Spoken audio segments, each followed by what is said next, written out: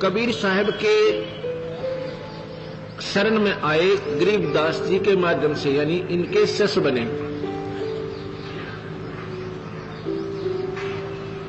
उनको एक मुकदमा चला, गरीबदास जी जा चुके थे शरीर छोड़कर। उनके ऊपर एक मुकदमा बन गया 302 का, यानी कत्ल का मुकदमा उनके ऊपर बन गया। मुकदमा चलता रहा और अंतिम स्थिति आ गई कि कल, यानी अब जो तारीख लगेगी उसके ऊपर फैसला सुनाया जाएगा और 100 की 100 ये बात होगी, 100% कि सजाए मौत होगी। उनके वकील ने भी ये कह दिया कि अब बचाव का कोई साधन नहीं है। जब अपना ही वकील ये कह दे तो उसका पक्का प्रमाण होता है कि फांसी टूटना है। इस पर उसका पुत्र रोने लग जाता है, कहता पिताजी आज हमारे गुरुदेव होते तो हमें ये फांसी नहीं लगती। उनका पिताजी कहता पुत्र परमात्मा मरते नहीं, भगवान कबीर साहब हमारे साथ है, बेटा घबरा मत। और उनकी यही इच्छा है तो फिर तो चिंता करे पुत्र, उनके हुक्म बिना पत्ता नहीं हिल सकता। इसमें भी हमारा कोई भला है, मर जाने में भी, अगर उनकी इच्छा होगी तो। अब क्या होता है, वो निश्चित तारीख आ जाती है, कोर्ट के अंदर दोनों मुलजिम खड़े हो जाते हैं, मजिस्ट्रेट बैठा, साथ में रीडर बैठा है। मजिस्ट्रेट फांसी की सजा सुनाकर लिख के रीडर को कहता है कि पढ़ के सुना दे इनको।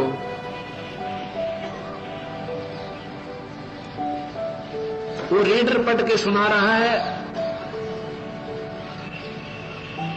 मजिस्ट्रेट ने लिखा था कि उनके दोनों के नाम लिखकर कहा, गांव सारा विवरण देकर इनको फलाने व्यक्ति के मर्डर के केस में सजाए मौत सुनाई जाती है। रीडर क्या पढ़ रहा है कि उन दोनों का नाम बोलकर फलाने गांव के फलाना पुत्र फलाना, फलाना पुत्र फला, इनको बाई इज्जत बरी किया जाता है। मजिस्ट्रेट कहता तेरा दिमाग खराब है क्या, तू क्या पढ़ रहा है? अब के जनाब ने ऐसे ही लिखा इसमें। उसने फिर देखा, वो कागज फाड़ दिया, अपना फैसला फाड़ दिया, दोबारा फिर लिख दिया। कहता ये कैसे लिखागा, मेरे से अनजान बने में। दोबारा फिर सुनता है, सुनाता है, मजिस्ट्रेट लिखता है कि इनको सजाए मौत दी जाती है, रीडर पढ़ता है कि इनको बाई इज्जत बरी किया जाता है। तीसरी बार फिर पढ़ के लिखता है, तीसरी बार फिर स्वयं सुनाता है, उसके सामने अक्षर चेंज हो रहे हैं। मजिस्ट्रेट देख रहा है, उसकी आंखों के सामने वो अक्षर एकदम बदल रहे हैं। मजिस्ट्रेट ने कहा भाई तुमने किसी संत का आसरा ले रखा है कि हाँ हम कबीर भगवान के चरणों में पड़े हैं, हमारे गुरुदेव गरीबदास जी थे। कहने लगे भाई जब तुम्हें वो बरी कर रहा है तो मैं फांसी नहीं दे सकता, मेरी क्या औकात है, तुम बरी हो। बोल सतगुरुदेव की। उसी दिन से उस मजिस्ट्रेट ने अपनी नौकरी से रिजाइन कर दिया कि परमात्मा है और वो जो चाहे सो कर सकता है। कबीर भगवान में ये शक्ति है, ये कर्म के दंड काट सकता है। अन्य किसी परमात्मा में ये शक्ति नहीं है, ना ब्रह्मा में, ना विष्णु में, ना शिव में, और ना ही पुण्यात्माओं। ये अंधेरा हटाना है, ये तभी हटेगा कि इस बार बार ज्ञान को सुनने से इस परमात्मा के बच्चे लाखों की संख्या में प्रचारक बनेंगे, समझाएंगे अपने बहन भाइयों ने, रिश्तेदारों को, सबको जा जाके इनकी उंगलियां पर रटा जाएगा।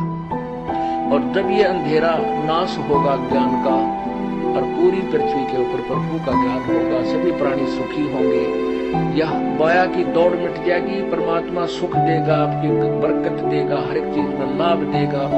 ये एक दूसरे से लेना लूटना, रिश्वत लेना, ये नरक नहीं भोगेंगे हम, ये विष नहीं खाएंगे, क्योंकि ये हमें फिर आगे जाके दुख देता है। हम एक दूसरे को लूट कर धनी बनना चाहते हैं, कभी नहीं बन सकते। वो और कहीं से निकल जाएगा। धनी बना होगा भगवान और परमात्मा की भक्ति और नाम, उसके निमित्त किया हुआ धर्म। लूटने से नहीं, लूटने से धनी बनता है। परमात्मा ने ये सभी प्रमाणित कर दिया कि इनके पास ज्ञान नहीं है, और एक इंटरनेशनल सत्र के चैनल पर चला दिया। और एक दिन से नहीं, लगातार 10 वर्ष से चल रहा है, 11 वर्ष से चल रहा है, और सबके बारे में कह दिया तुम्हारा ज्ञान गलत, तुम्हारी साधना गलत, आप अपना भी जीवन नाश कर रहे हो और भोली आत्माओं को भगवान से दूर करके उसके पाप के भागी और बन रहे हो। अगर उनके पास कोई भी इसका उत्तर होता तो उद्मस्तार देते, ये उद्मस्तार देते ईब तो पहले, क्योंकि इनके हाथ में पैसे, मीडिया, राजनेता लोग इनके हाथ में पता नहीं क्या क्या बकवास कर देते टीवी पर, सबका सांस रुक गया है।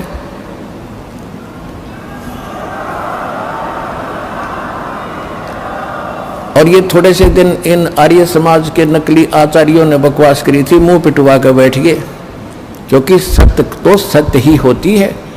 सत्य की स्पीड बेशक स्लो होती है, पर स्टीडी और स्लोली होती है, स्टीडली होती है। अंत में सत्य की विजय होती है। प्रकाश के सामने अंधेरा रुका नहीं करता, सत्य के सामने असत्य का कोई अस्तित्व नहीं होता। अब आपके सामने है, ये सारा संसार जाग रहा है, सारा विश्व हमारे साथ लगेगा और भगवान की भक्ति करके पार होएगा। ये वो समय है।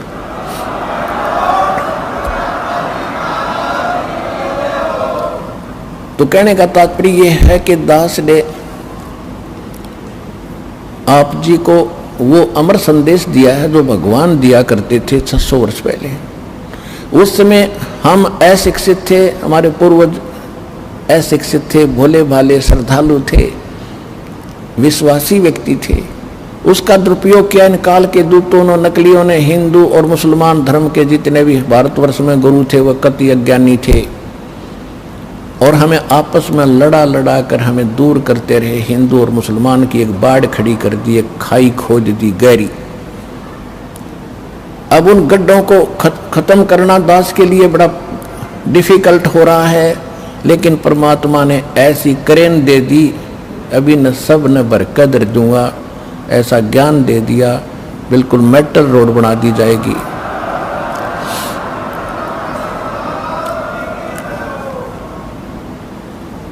इनको ऐसे सेट कर दिया जाएगा, पूरा विश्व समझेगा कि सचमुच बात तो इन धर्म की सीमाओं से कुछ बाहर है। हमारा धर्म है, जीव हमारी जाति है, मानव धर्म हमारा। हिंदू मुस्लिम सिख ईसाई कोई धर्म नहीं है न्यारा, क्योंकि हम परमात्मा के लिए बढ़ते चले गए, भगवान के लिए हम विभाजित होते चले गए। जिसने जैसा भी ज्ञान दिया हम उनके पीछे लग गए, परमात्मा के लिए तड़प रहे हैं। अब हम परमात्मा ने सबसे पहले शिक्षित किए और ऐसे इंस्ट्रूमेंट दे दिए, ये मनुष्य नहीं बना सकता, ये याद रख लेना। जो आज इंटरनेट सिस्टम, ये इलेक्ट्रॉनिक जो मीडिया चैनल बना दिए, और ये चिप बनवा दी, ये मेमोरी कार्ड बनवा दिए, मोबाइल बनवा दिए, ये मनुष्य नहीं बना सकता, ये भूल जाना। ये कबीर भगवान ने दी बुद्धि से ये जीव कुछ कर रहा है, वो करवाता तो इन्हीं से। अब इसी से आप अंदाजा लगा लो, हमारे सदग्रंथ पवित्र वेद, पवित्र श्रीमद् भगवद गीता, पवित्र पुराण, ये यहीं पर थे। और हिंदू धर्म के जो माने जाने वाले ऋषि महर्षि सतयुग से लेकर आज तक इनको कंठस्थ भी याद कर रहे थे, इनको पढ़ भी रहे थे, पर ये समझ नहीं सके इसका रहस्य क्या है। तो उनकी बुद्धि जीव सत्र की थी। अरिबदास को परमात्मा ने बुद्धि दी, कबीर भगवान की दी बुद्धि से इस दास ने उन्हीं सदग्रंथों को निष्कर्ष निकाल के आपके रूबरू कर दिया।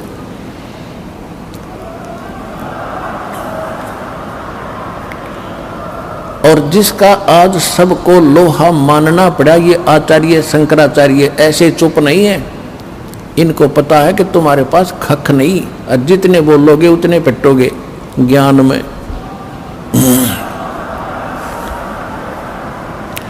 तो ये दास की बुद्धि नहीं, दास तो उन ऋषि महर्षियों की जूती भी नहीं है, नीचे की धूल भी नहीं है।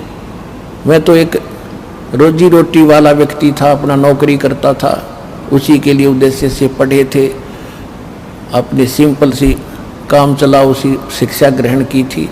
और उस परमात्मा ने आज इस दास के माध्यम से वो गूढ़ रहस्य निकलवा दिए ग्रंथों के। दो ऋषि झक मार कर चले गए, सिर मार कर मर गए और तपस्या कर कर थक गए, उनको कुछ भी नहीं हासिल हुआ।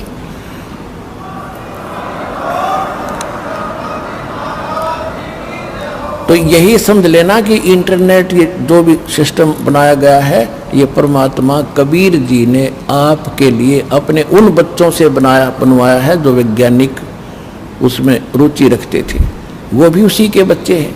उनको परमात्मा ने आपके लिए ये क्रिया करवाई। तो इसलिए पहले हम अशिक्षित थे, अब शिक्षित हो गए। शिक्षा एक बहुत बड़ा आपके ऊपर अभिशाप बना, क्योंकि हम मर्यादा भूल गए। माया की दौड़ शुरू होगी, इंसानियत खत्म होगी, आपस में प्यार रहा नहीं, व्यवहार ठीक रहा नहीं। तो ये सबसे कमजोरी आ गई समाज में, बहुत घटियापन आ गया हमारे अंदर। अब परमात्मा को मालूम था कि ये एक बार तो बात बिगड़ेगी, लेकिन जब ये ज्ञान समझ में आ जाएगा सुधार लेंगे इनको।